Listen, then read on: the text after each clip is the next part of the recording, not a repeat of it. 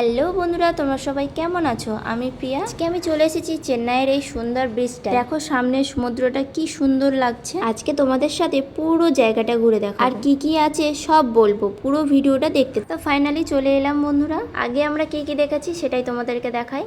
খুব ছোট ছোট করে ভিডিওগুলো নেওয়া হয়েছে, বেশি বড় করে নেওয়া হয়। পুরো জায়গাটা নিতে গেলে ভিডিওটা অনেক বড় হয়ে যাবে, তোমাদেরও বোর লাগবে দেখে, তাই ছোট্ট করে তুলে ধরার চেষ্টা করি। জায়গাটিতে এসে খুবই ভালো লাগছিল, খুবই শান্ত জায়গা, শুধু পাখির আওয়াজ ছাড়া কোনো শব্দ নেই। চেন্নাইতে আসা অনেকদিন হলো, তবে চেন্নাইয়ের কাছাকাছি যে এত সুন্দর একটা জায়গা আছে সেটা জানা ছিল। লম্বা রাস্তা, পাশে ফুলের গাছ, কত সুন্দর করে সাজানো আছে জায়গাটা, সবুজে সবুজে ভরে গেছে। আর এই যে গাছটা তোমরা দেখছো, গাছে যত পাতা আছে সব উপরের দিকে, নিচের দিকে নেই। আমরা গিয়েছিলাম সকাল 10টার দিকে।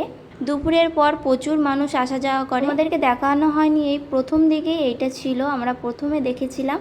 তো যাই হোক, দেখো জলের মধ্যে কত সুন্দর বকগুলো দাঁড়িয়ে আছে, দেখতে খুবই সুন্দর লাগছে। আর এই জায়গাটিতে অনেক মানুষ কাজও করছিল, সেটাও দেখলাম। আর এই জায়গাটিতে একদম মানুষের বুকের পাঁজরের মতো দেখতে লাগছে খানিকটা, তাই না? আর এগুলো কিন্তু এক একটা সমাধি বলতে পারো। তার কারণ প্রথমে ঢুকতেই আমরা দেখেছিলাম সামনে ফুল দিয়ে সাজানো আছে, একটা সমাধি টাইপের করা আছে, দেখতে অসাধারণ লাগছে। পাশে যে তোমরা যে জায়গাটা দেখছো সেখানে পুলিশরা থাকে।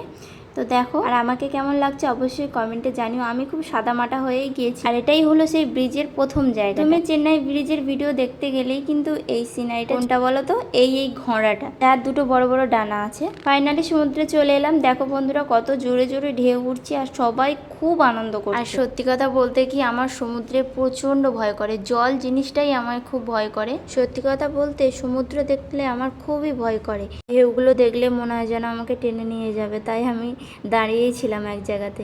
তারপর আমার বর জোর করে সমুদ্রে টেনে নিয়ে গেল। প্রথমে খুব ভয় পাচ্ছিলাম, তারপরে ঢেউগুলো দেখতে এত সুন্দর লাগছে বন্ধুরা, কাছ থেকে তোমাদের কি বলবো। তোমাদের সমাধিটা দেখাই, এই যে সমাধিটা, আর উপরে যে এখানে রাত্রিবেলাতে আলো জ্বলে, এত সুন্দর লাগে।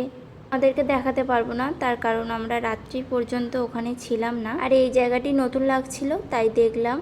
তো রাস্তা চলে গেছে ভেতর দিকে।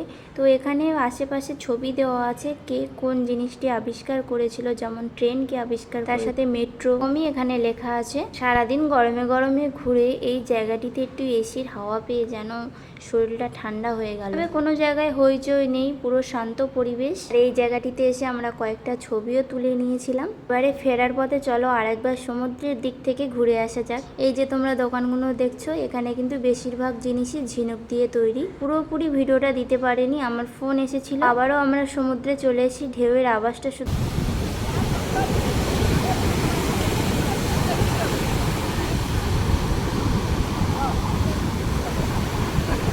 বন্ধুরা, আজকের ব্লগটি তোমাদের কেমন লাগলো অবশ্যই কমেন্টে জানিও। যদি ভালো লাগে একটা লাইক আর সাবস্ক্রাইব করে দিও। আবারও দেখা হবে নতুন ভিডিও নিয়ে। আজকের মতো টাটা, সবাই ভালো থেকো, সুস্থ থেকো, রাধে রাধে, জয় শ্রীরাম।